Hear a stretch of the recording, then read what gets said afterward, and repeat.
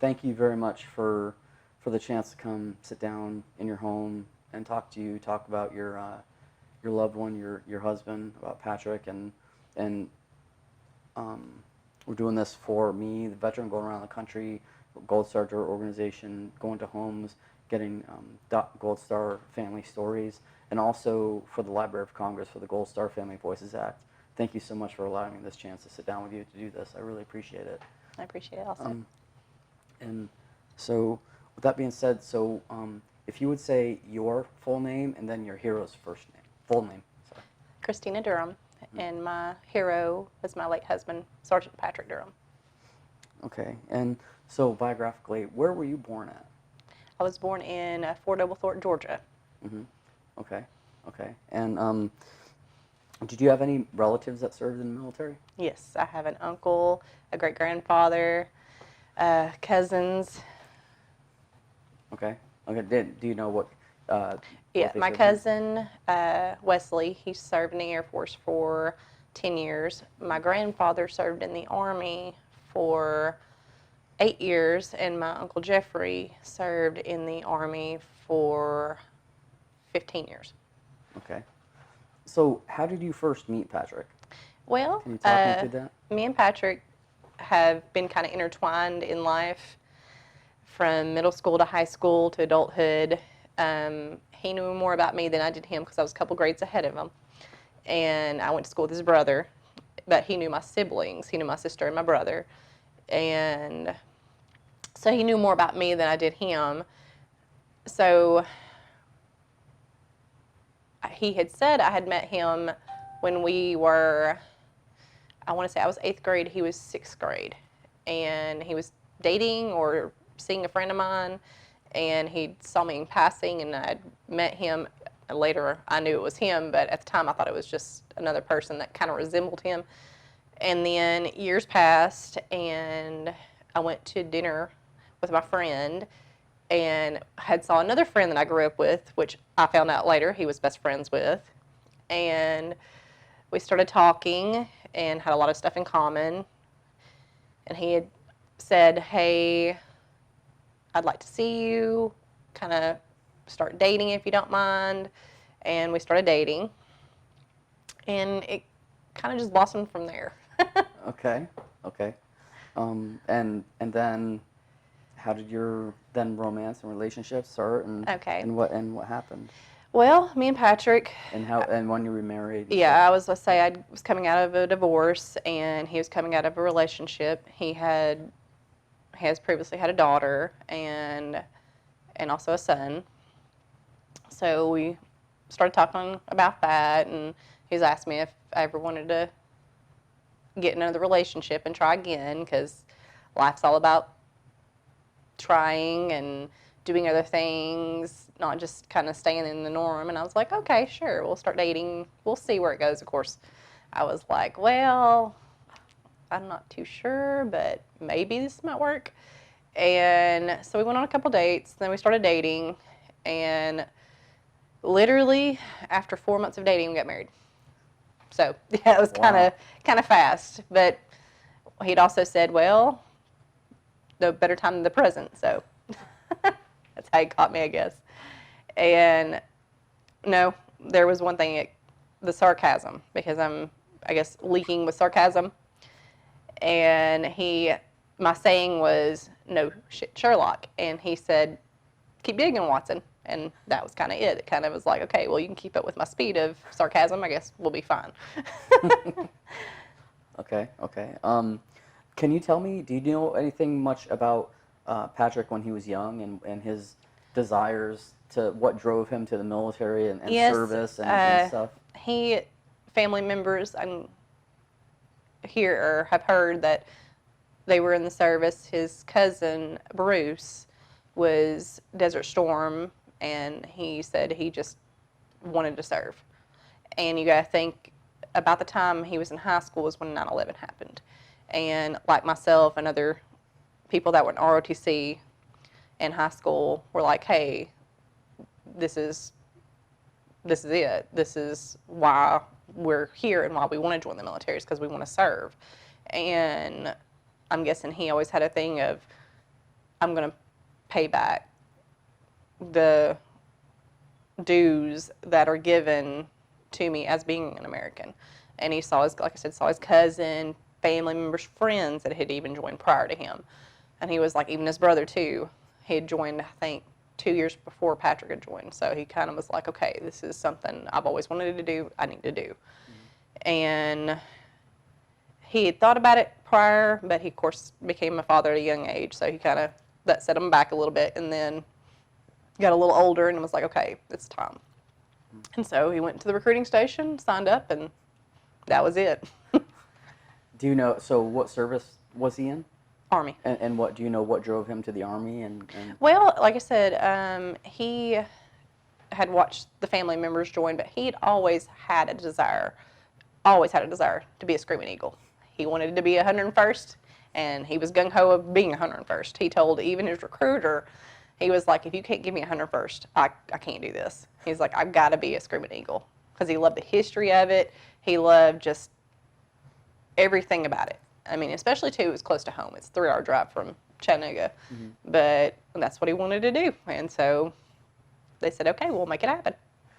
can you talk me through when you guys were married and then how you found out that you were pregnant? Like oh, gosh. Stuff? Well, when we got married August 28th of 06, and he left for basic about around that time frame, about 2 weeks later. Well, we found out we were pregnant when I was, I think, still living in Georgia before I moved out to Fort Sill. We were pregnant for about a couple months, and then unfortunately we lost that child. And it was a little girl. But we were like, okay, well, it's just a trial. We'll get through it. And we got stationed at Fort Campbell in January of 07. And so we moved out there after we left Fort Sill. And he was getting ready. I know they were doing training, and because he knew he was getting deployed at sometime at the end of that year of 07. And they had to go to Fort Polk for training. But before they did combatives moves on Fort Campbell, because they have a back 40 is what they call it, or back 400, where they do their combatives and everything.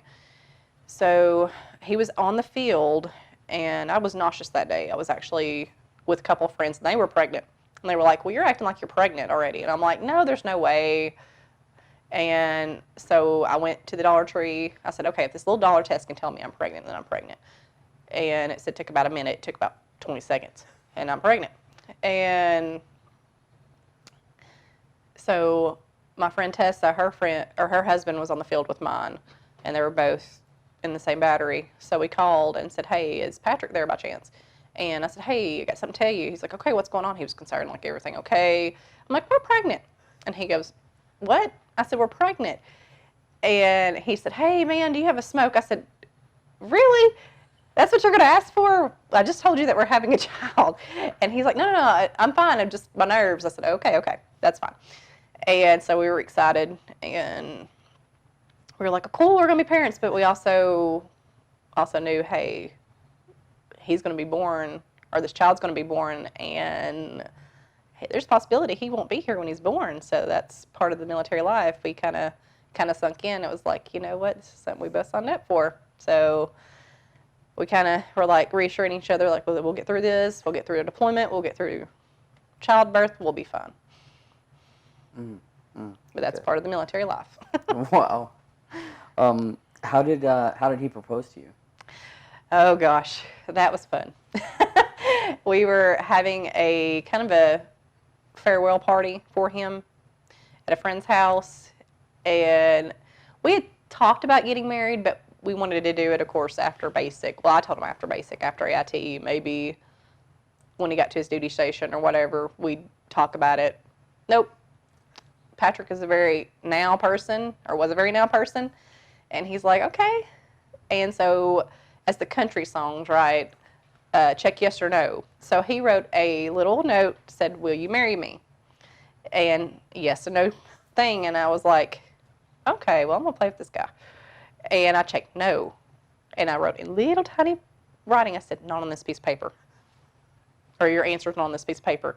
So I gave it to him, and I walked off, and he was like, "Hey, where's that piece of paper at?" I said, "It's in my back pocket." So he ended up chasing me around the yard until he got the piece of paper. And that's how he asked me, and that's how I said yes. Not in the traditional way. Oh my goodness. Oh my goodness. Um, so Patrick was he not serving in the military when you met him? So you had No, known he him? was Okay. not. He had Okay. talked about it, but he was also trying to find his way at that time because he, like I said, he was a young father and trying to maneuver that first because his family was the top priority thing of him was making sure he could be there, but also he also wanted to provide for his children. So he knew, hey, this is something I want to do. So it kind of lines itself up together. When he was at training, like, how did you guys communicate and stuff? When he was like, so if he was at boot camp and through school and infantry or Well, artillery. thank God for modern day technology, emails, but majority of it was snail mail.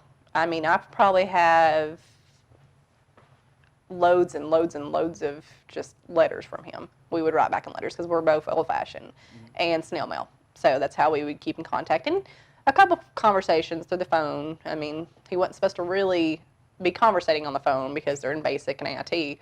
But like I said, modern technology, you can have a cell phone if you sneak it in the barracks.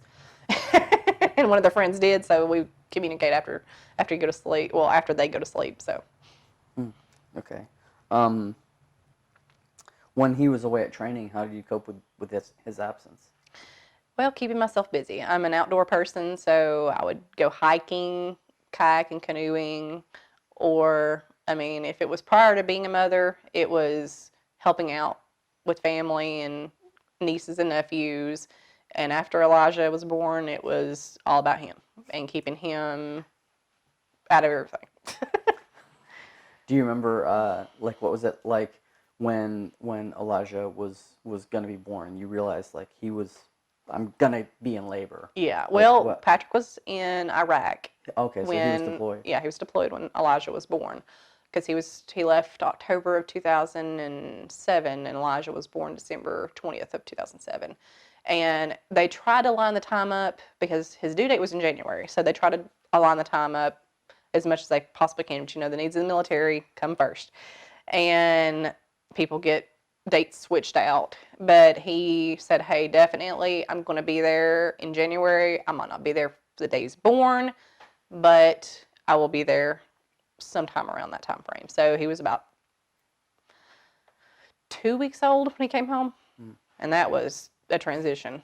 Like trying to, like, I'm having this child. He's coming home for 2 weeks, but we only knew it was for 2 weeks. But we enjoyed those 2 weeks. But when I was having Elijah, of course, when you're in the middle of having a child, you don't think of hardly anything. You just like, get this child out of me. And it's when it sinks in. You're like, I just did this by myself. And again, when we had talked about having a child and knowing he could be deployed, it kind of, the reality. You're raising the child as a single parent, but not as a single parent. And it kind of stinged a little bit because it's like, okay, well, he's going to miss talking. He's going to miss the walking. He's going to miss everything in the first year. I mean, naturally, it was supposed to be a 13-month deployment or a 15-month deployment, got cut down to 13 months. So he got to be home when he was about 10 months old. But still, all that time lost.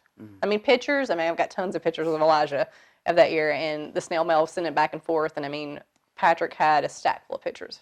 So anything that I could find of like the time frame Elijah, like, hey, this is what he did, write it down on the back of a picture so he could kind of in real time keep up with them. Because at that time we didn't really have Skype or, I mean, the telephone they did have, but where we lived, the phone would kind of break up like a cell phone would.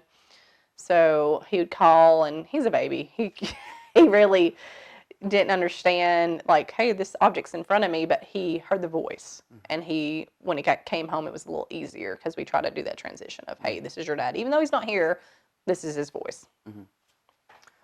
So how did,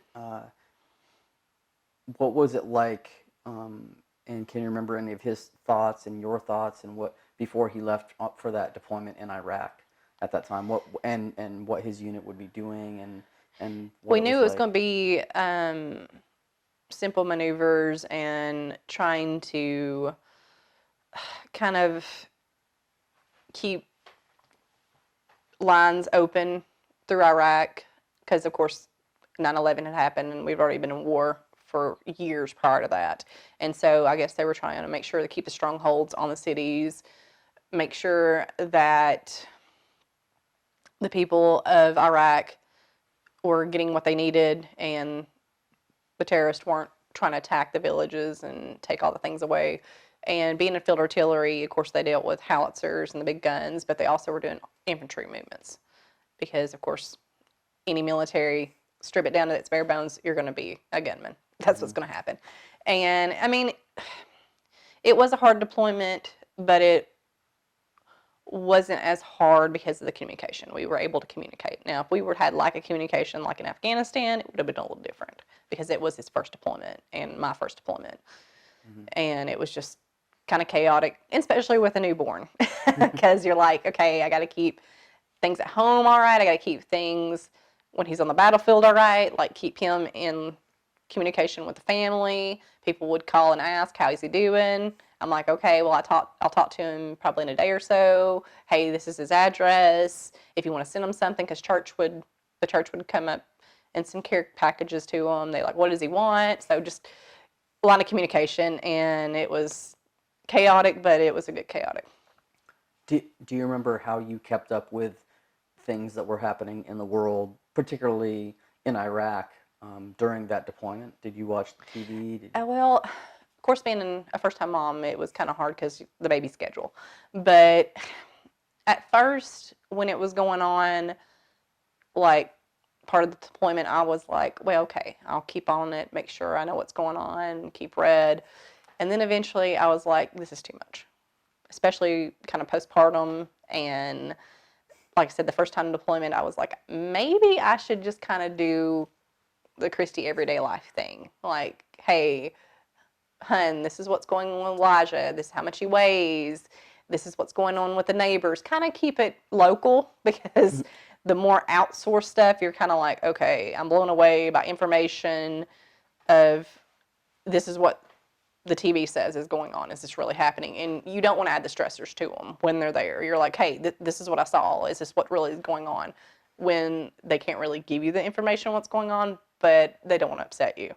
So it's kind of like I didn't want to stress him out. So I'd be like, hey, little Jimmy down the road won a trophy for baseball or something. I mean, that's kind of how we just kept it as simple as we could.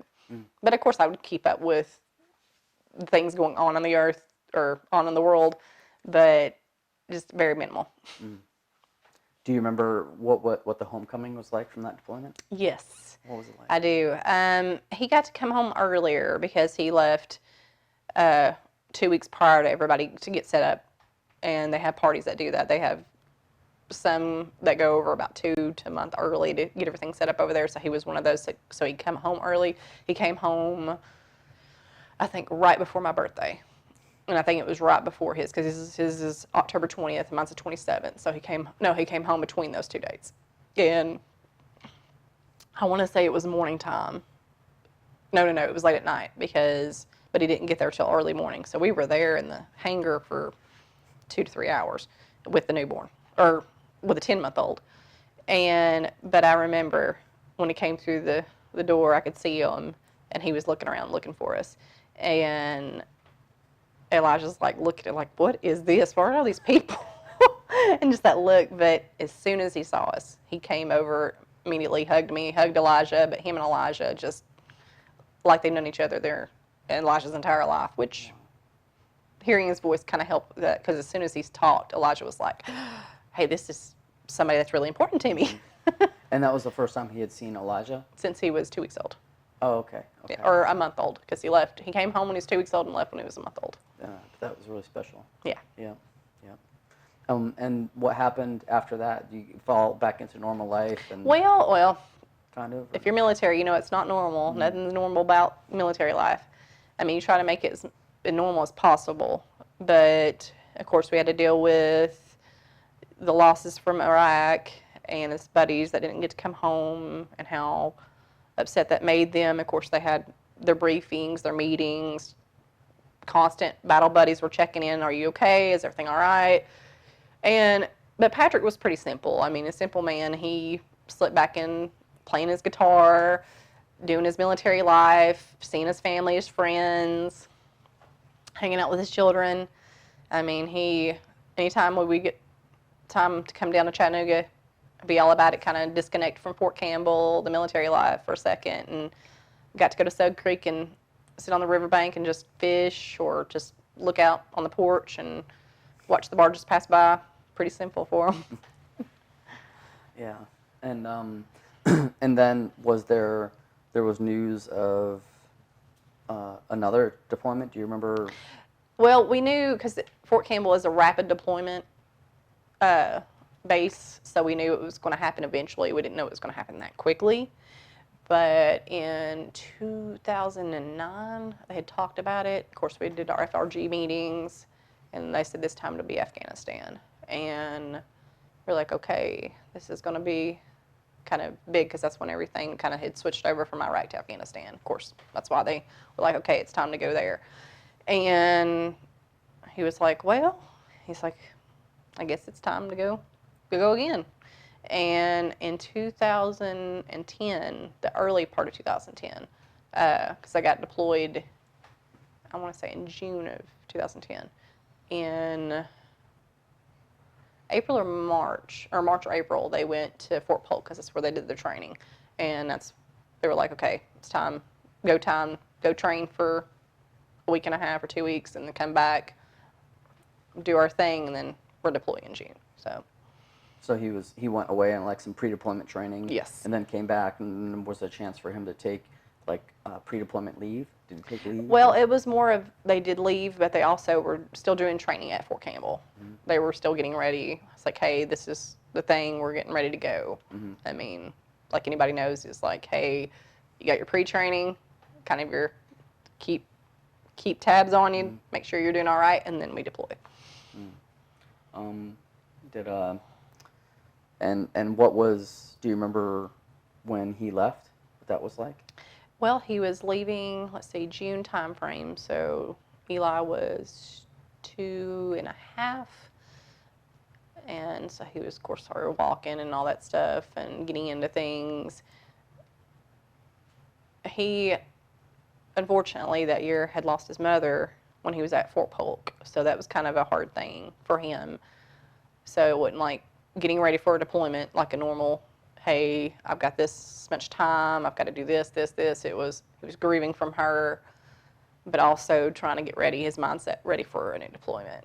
And in that time frame, we came to Chattanooga a lot, kind of connect with the family, get them ready, but also to make sure that he was ready mentally to go for this deployment, because I knew this was probably going to be a hard deployment. Did he have any friends in the military that you knew and that he was close with, and did you get a chance to meet any of them? Oh yes, we had it there. All the guys are still connected with them. Big family with Fort Campbell because we were there for 4 years, so they were really tight, and a lot of them went through both deployments with us, and they, I mean, were remarkable even after the situation that we had to face with Patrick. They were awesome. They checked in, and they still do check in. All right. So,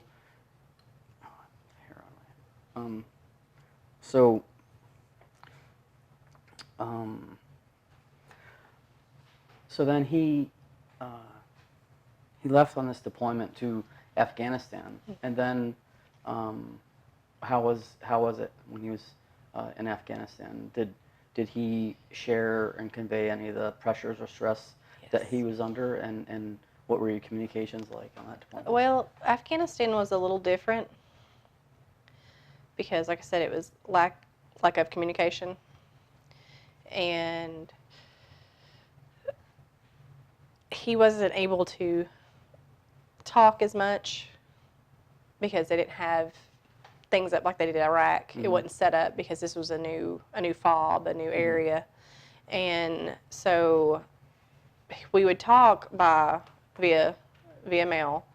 And then we would, can you pause it real quick? Okay.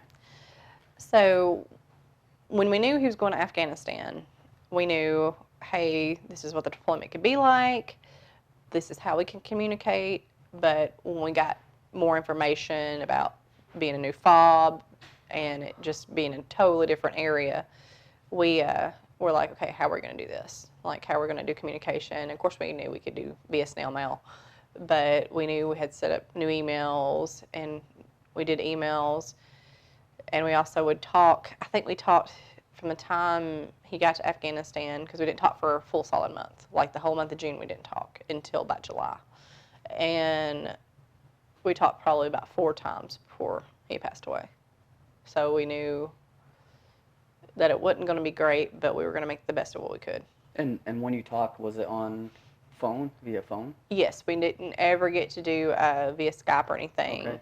even though that was there. I mean, we could do video chat. We did that in Iraq. Mm-hmm. But they also had, of course, they had their room set up where they could do that, and it was easier then. But in Afghanistan, where they were stationed in Babar, Afghanistan, they didn't have the communication stuff there that they needed. So they had satellite phones, and satellite phones are kind of hit and miss. Mm-hmm. So we were able to talk like that, but it would be kind of broken up talk. So we got to talk a couple times. It wasn't very clear or precise, but we were able to get there and do what we needed to do. Okay.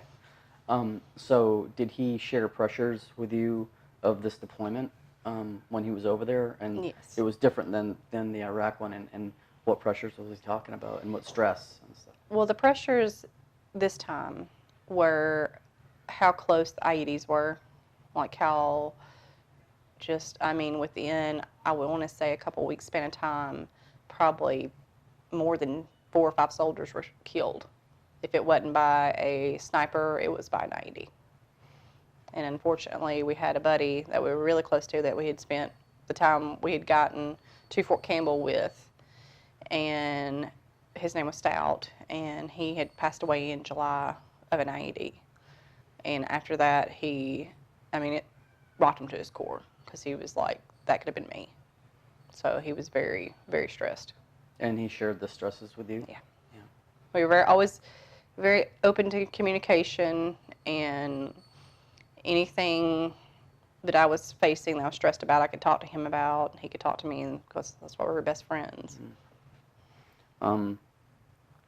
So can you talk me through, I understand there was a phone call before, but can you talk me through the day Of the 28th. of the 28th and what happened, the events of that day and what happened, and then how you were notified of his passing?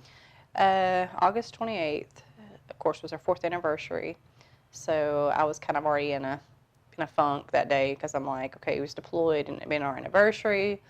I'm like, we've got to make the best of it. That's just how we did life. And that day I had 2 wives with me. I was kind of showing them what deployment was about and the everyday life of a soldier's wife. Like, hey, this is what we do. This is how we just go about our day, or in any situation that we're put in. And that morning, I woke up because I got a phone call from Patrick at 4:30 Fort Campbell time. And it was kind of, like I told you, the phone was kind of muffled a little bit, so I didn't know at first. I was like, okay, what number is this? And then I realized it was his voice. And he was like, hey, babe, wanted to say happy anniversary. I don't have very much time. We're going on a mission. And I was like, okay. And I was like, are you going to be able to call me later? And he's like, I hopefully can after the mission. And I told him happy anniversary, and I loved him. And I think the static you could tell this phone was trying to hang up, so of course it abruptly just hung up, but we got to say what we wanted to. And of course I went back to sleep because it was 4:30 in the morning. And so I'm guessing that's when they went on the mission, unfortunately, the one that took his life. And of course I I wouldn't know anything about it. I was here in America and just going about my day. So I would probably wake up about 9:30 when Elijah likes to wake me up and go, "Hey, Mom, food." And so we eat. And that day we had a play date set for him to play with our little friend Natalie, my friend Tessa, and Leon Richards' child. And so I took him to the play date, and I got the girls, Tony and Harley, and we went and did some errands, and I wanted to get my hair cut that day. And after my haircut, of course, I had hair all over me, and the girls we had to switch out some laundry at the house. So I lived on Post, so we drove to the house, and I think we had switched out the laundry, and the girls were going outside in my backyard to smoke a cigarette, and I was going upstairs to wash my hair and take a shower really quick and then go about our day. And I'm guessing they had already came to the house the first time, and I wasn't there, so they couldn't talk to me. And my neighbors, they saw them out, I guess, and this is what was told to me. They talked to them. They didn't disclose any information, just wanted to know how to get a hold of me. And they didn't have my cell phone number by chance. And my neighbors were in the backyard and saw the girls, and they were trying to talk to them, say, "Hey, where's Christy?" But before they could get to me, I was already headed upstairs.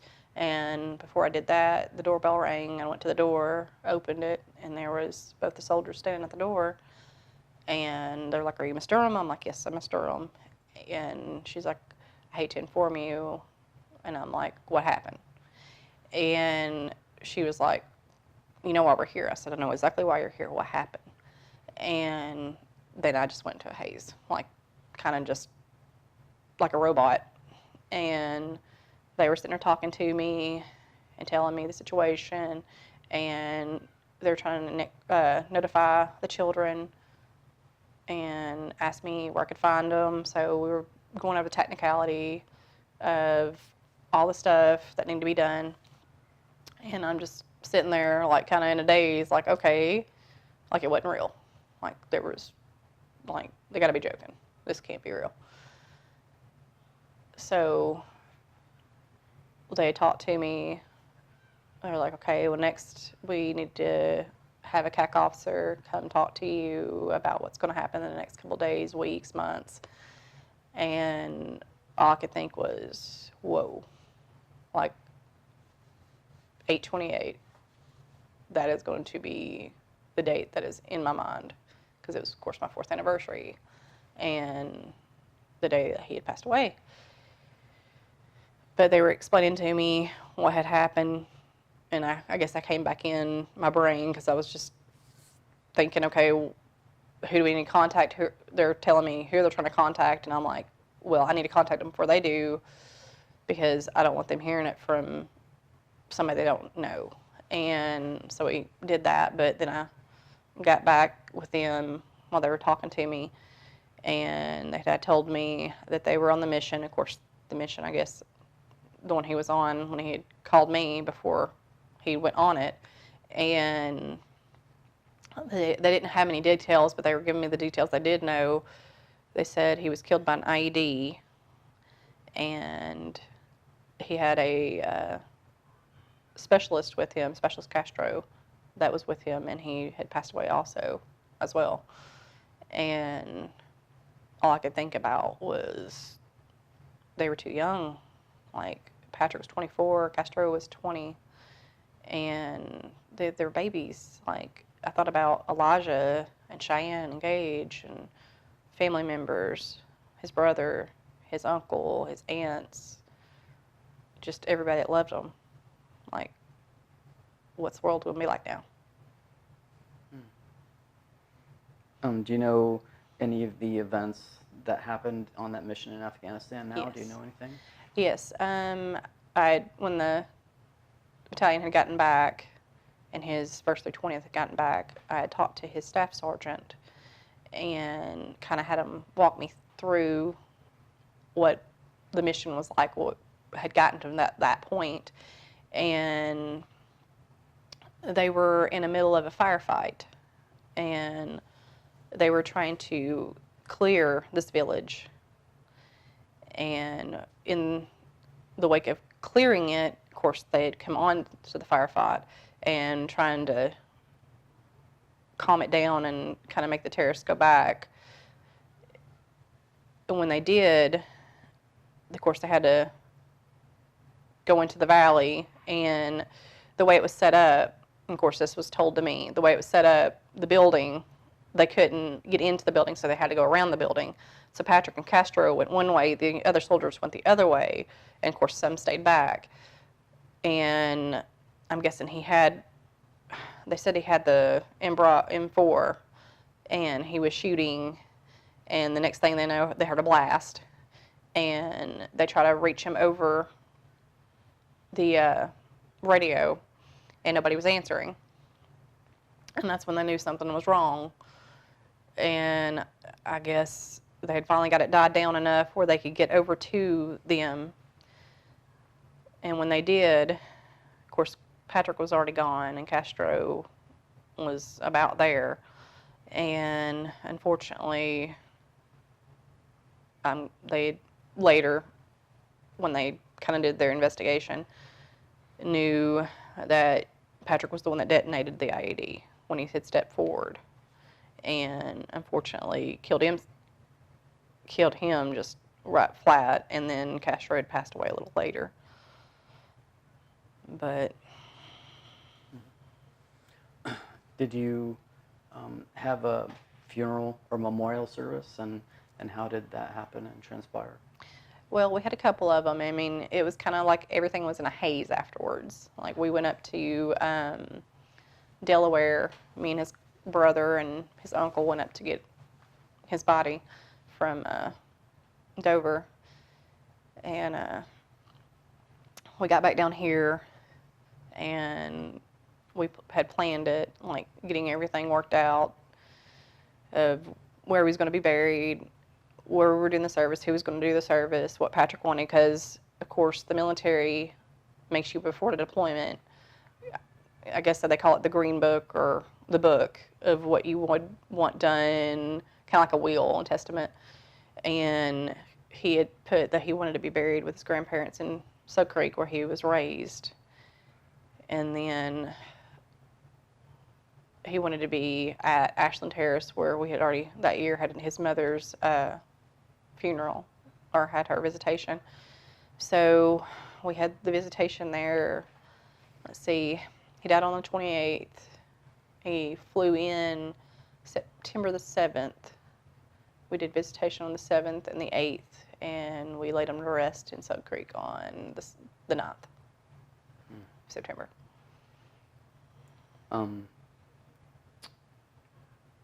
How did you cope with your loss initially and then in time? Well, initially I kept myself busy as much as possible. Like, I got a hold of anything I could, like paperwork-wise, filled that out, did everything that we were supposed to after it was said and done, like making sure everything was taken care of by his will, and making sure everything got done that way.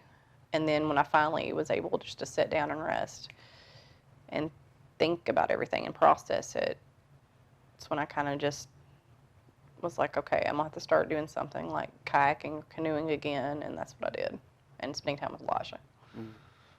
And in time, how has time been since then, dealing with your loss and grief? That's the thing, is people tell you it gets better with time. Sometimes that's right, and sometimes it's worded differently, because with time you learn to cope with things. Doesn't make them easier. And I mean, over the years, with watching Elijah grow up and just putting all my effort into him and raising him, it helps a little bit. Kind of like, hey, this is why I'm left here, to take care of our child, to make sure that everything Patrick did was not in vain. Like, this is what he's doing with, meaning Elijah, this is what he's doing. Hey, your dad would be proud of you. Kind of that, both being the cheerleader for him, even though his dad's not here. Since this was a the community where he was from, Mm-hmm. raised, what was the community's reaction to his loss? Oh gosh, I mean, they were supportive. They, especially where he was from, Sug Creek, they put the church marquee was up. Everybody came out to the funeral, the visitation. They checked on me and Elijah. We didn't initially come back to Chattanooga until October of that year, and he died in August. So we were up there for a little while, but they would still call me, check on me, even Fort Campbell, because that was like our second home. They would call, check, come by. FRG was bringing us food and doing play dates for Elijah, and just, like I said, helping where there needed to be help. So really quick, if you don't mind. What did you find to be your greatest source of support to Through the all whole, the ordeal? through the ordeal. Well, of course, God, because we're very based on our Christianity. And family, I mean, they were very supportive of us, and not just meaning by blood family, like our adopted military family. They were there when we needed them. They, I mean, tremendously helped us and watch over us to make sure that everything that was going on wasn't impacting us like it could have. I mean, they were there all the time, especially our friends, or considered our family with the military. They, like I said, they would check on us, but they would also just go the extra mile of, hey, do you need this done? They would come over and help clean and take Elijah and me out to dinner, even though I was like, I really don't want to go. They were, hey, let's get out and do things. Of course, they let me grieve when I needed to grieve, but they also just kept me in check, like, hey, let's go do this. Let's go hang out. Do you join any kind of organization, or was there an organization that you were involved in that helped you throughout your grieving and all? Yes. There is a thing called Gold Star Wives, and each city, I think, has their own chapter, and ours is called the Magnolia Group. And when I first got here, the VFW and the Gold Star Wives kind of like just became our second home when we first got back from Fort Campbell. The Christmas that, of course, would have been our first Christmas without Patrick, they came and, I mean, in abundance, gave Elijah a lot of presents and invited us to their annual Christmas party. And it was amazing just how much love they showed us. And it helped a lot because I was just in a dark place then, because that was about the time frame Patrick was supposed to come home for R&R. And same time around Elijah's birthday, his is December 20th, so it kind of was all blended together. But they helped immensely with just the love and support that we needed. Did you know what a Gold Star family was before all this happened? Not really. I mean, that's something that's kind of the untold story of the military. You know it could happen. You know you can get that phone call or that appearance like I did by two soldiers telling you that your loved one has passed away. But yeah, like I said, they don't tell you that part. They don't want to tell you that part. But when you find out, you're like, oh my gosh, like, you're not the only one. There's a whole bunch of people that are Gold Star family members and Gold Star wives and Gold Star mothers and fathers. And you kind of am blanked in that, and you're like, okay, this is what it is now. Like, this is the after. And unfortunately, it's a sad thing, but it also can be an empowering thing. Like, hey, we're out there, but we know they died for a purpose and they died for reasoning. Did you feel at first alone, not knowing about, being a Gold Star family, not knowing there were others, but then there was a moment where you found out there were others and you were part of this massive organization of people that were there that could help and support you? Yes. Yeah. I mean, you feel, like I said, you feel like just this ghost of a person used to be. when they tell you that your spouse is gone. And you're like, my whole life just got flipped on its axe. And what do you do? I mean, how do you cope? How do you move on? And then you're right, you kind of find those other people and you're like, hey, you're like me, you have stories like me. We're not the same because their death could have been by their own hand, but still a war that they fought. But you're still there.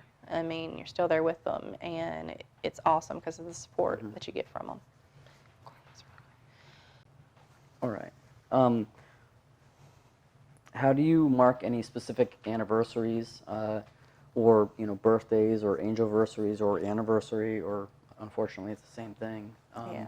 Is there anything you do specially to mark any of those? Well, on the actual anniversary, 8/28, we go out and to dinner and celebrate his life because it's a celebration, or how you say that, celebration, anniversary type / thing. And then we let balloons go. Like, we've done it since Elijah was 3, and it's just a tradition we keep up. Kind of, the balloons go to heaven. Sometimes, I mean, he'll want to write a note, and he'll put the note in the balloon, and it'll take off. But I mean, we just celebrate his life because we don't try to think as a death, because one day we'll see him again. But that's what we do for that. And on his birthday, we celebrate. We go out and do dinner. How do you recognize Memorial Day now? Has that changed? Oh, no. I mean, we've always been proud. I mean, even when Patrick was alive, we were proud of the people that laid their life down. And I mean, any given time we saw a veteran, we were out, we would teach Elijah at a young age to say, thank you for your service, and he still does that to this day. Like, even if he doesn't see anything on them, he'll say, hey, if you were military or police officer, we thank you for your service. And we honor those that have passed and gave their lives for this country like we always have done. I mean, that's not really changed. I mean, it's changed now that it's him that we're mourning and celebrating at the same time. But it's what all Americans should do. I mean, that's what Memorial Day's for, and Veterans Day to honor the military, period. Are there any particular anecdotes about Patrick you'd like to share? I'm sure there's a whole bunch. There's a long list. Of course, all of his friends, when he was overseas, they'd call him Dippin Durham, because you would, I mean, seriously, would see him. He'd probably come out the shower with a dip in his mouth, because he had a little patch right here. And I asked his aunt before, I'm like, did he come out of the birth canal with a dip in his mouth? But very clean dipper. And so, yeah, he always had a dip in his mouth, but he always, always, always was joking about stuff. I mean, he could have a horrible day, and he would tell the craziest jokes. I mean, he would make anybody smile.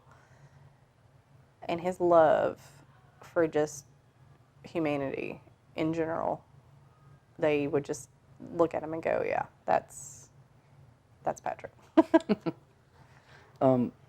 What are some ways that you ensure the legacy of your spouse? Well, of course, we celebrate his life and who he was. And at Fort Campbell, where he was stationed, they do Week of the Eagle, where they do the Fallen Hero Run. They also do, I think it's like a memorial for them when they've passed. And they do it every year, like a celebration of who they were. And then here, after he had passed away, they did a couple of things with the different cities around this area that knew, like, where Patrick would hang out. They did that. What would you like others to know about Patrick? Oh, gosh. Well, his story kind of tells itself, but I want people to know that Patrick didn't die a selfless death. He died a hero, an American hero at that. And the many that have walked that line for this country, he, was super happy to be in the military. and super happy to serve his country, and he loved his country. What message would you like for future generations that might see this video? Don't be scared. Don't be scared of the unknown. That was one thing that he did teach me. Don't be frightened by things that you know nothing about, because that's how you learn, is you find out things. If that's joining the military, if that's eating a certain kind of ice cream you've never had before, it's the new experiences, because that's that's what makes you a person, is keep learning, keep going. And that was one of those things that he had taught me about when he joined the military, because I'm like, most people wouldn't do this. That's a 1% type thing, and what makes you want to do this 1%? And he's like, that's who I am. Some people can go be rocket scientists. Some people can cure cancer, but this is my job. This is what I want to do. Is there anything you'd like to read about? Like you said, Yes. you had something. Yeah. This was a memorial comment from September 2nd of 2010. That was when they did their memorial over there for Castro and Patrick. And this is from Staff Sergeant Bart Tushak on comments of Sergeant Durham. Patrick Keith Durham, from the funny stories that hardly made sense to the spoon he carried in his vest to pack his full chin of Copenhagen. If you ever seen this man pack his lip, you would know what I mean. He said things like, does a bear poop in the woods and wipe his butt with a white rabbit? Hell, I'm losing weight. It's chicken, even though it's fried. Being pissed off at the Skype phone all night just because he thought the 5-second I write delay was only his computer. Or his wife Christy not being able to hear him over, it meant he had to yell louder. 5 hours of sleep for us was 4.5 hours for him to play Simple Man on his guitar. Maybe because he could drink a BFC can of Monkster in about 3 minutes. That's just what he was, simple and down to earth. Things like sitting on the firing point and trying to get the howitzer laid with him still shaving, not awake, or just sitting in the truck on the phone trying to tell Christy he had to go. Why he had his phone in the field, I'm still not sure, but never questioned it. Probably the same reason he would clean his nails or put a dip in right in the middle of a fire mission. He loved his family, Johnny Cash, Mustangs, and any other car he could fix up or just trade. He would bullshit in the truck for hours, smoke Kay, Gano, Durham, and myself. He could go for days, it seemed like. And if he ran out of stories, he would just sing Merle, Waylon, and Willie, all the greats. If that was boring, his came out in the movie quotes, and let you tell him that's not how it went. He said, how do you know? Were you there when the movie was made? His stories consisted of things that were easy to believe with him telling them. With the backwoods voice we knew and came to love, he told them with the voice that matched the character he was talking about. One time he even got Webb in trouble over the net talking back to Smoke Renfro's in Webb's voice, some of the greatest stuff you've ever heard in your life. That's what Durham did, made you laugh, no matter what the situation, no matter the task. He would pack that Copenhagen can and stuff his chin and say, let's get her done. Had a smile you couldn't knock off his face with a 2x4. I remember one time in Iraq, during our every other day run around Z Lake, Durham had these new shoes that he was talking about. He just had to try them, said he was going to run faster and farther than he had ever had before. We tried to tell him, but he was set in his ways like always, knowing that there were patent leather shoes and they would never work. He ran off within the first mile. He was already complaining about the second. He was stopping by the third.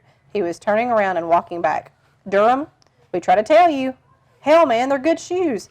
And that's all he would say. Those are just a few of the stories I remember. If you know more, feel honored. You knew him well. If you didn't know him, you seriously missed out. All the laughs we had, all the laughs that were left behind, you brought joy and no sorry to my life, brother. I'm sure you did the same for hundreds of others who had the pleasure of knowing you.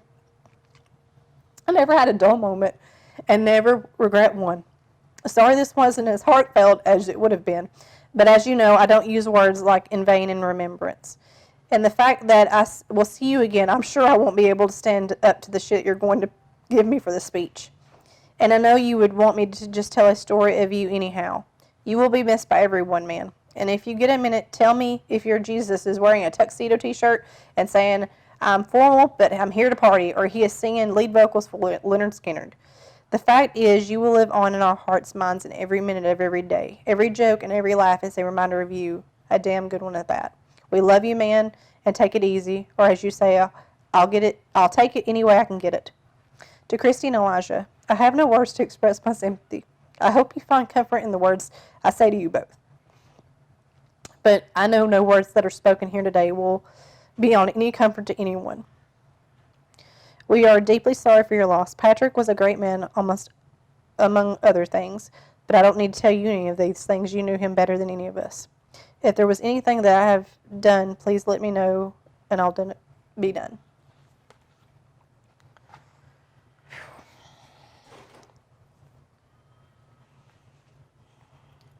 Is there anything you feel we left out that you'd like to include in this interview?